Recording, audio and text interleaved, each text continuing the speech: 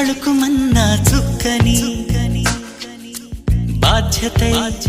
దొరుకుతున్న హక్కుని దేవుడై ఎదుగుతున్న భక్తుని సూత్రమై బిరియనున్న సాక్షిని పాతలు కొత్తని ఇప్పుడేమంటారు పోట్లాటలు శాంతిని మరి ఏమంటారు